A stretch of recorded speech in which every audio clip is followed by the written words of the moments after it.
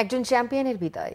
Angel Fabien Di Maria আর্জেন্টিনাকে record ১৬তম Copa আমেরিকার শিরোপা জিতিয়েই আন্তর্জাতিক ফুটবল থেকে বিদায় নিলেন এই প্লেমেকার।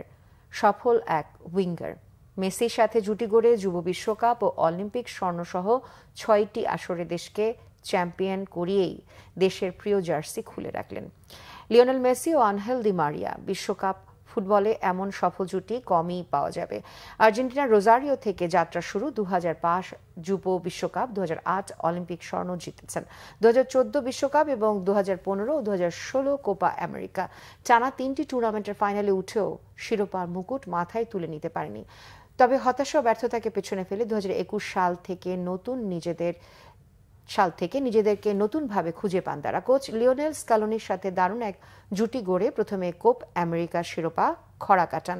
ব্রাজিলের বিরুদ্ধে ডি মারিয়ার দারুণ এক গোলে মেসির হাতে উঠে কোপার প্রথম শিরোপা। এরপর ২০২২ সালে ইউরোপ ও ল্যাটিনের শ্রেষ্ঠত্বের লড়াইয়ে ইতালিকে হারিয়ে প্রথম ফাইনালিসিয়াম জয়ী আর্জেন্টিনা। এই ম্যাচেও দলের দ্বিতীয় গোলটি করেছেন ডি মারিয়া। মেসি ও ডি মারিয়ার যুগলবন্দিতে ২০২২ কাতার বিশ্বকাপকেও স্মরণীয় করে ৩৬ বছরের বিশ্ব ফুটবলের ব্যর্থতা মুছে ফেলে আর্জেন্টিনা।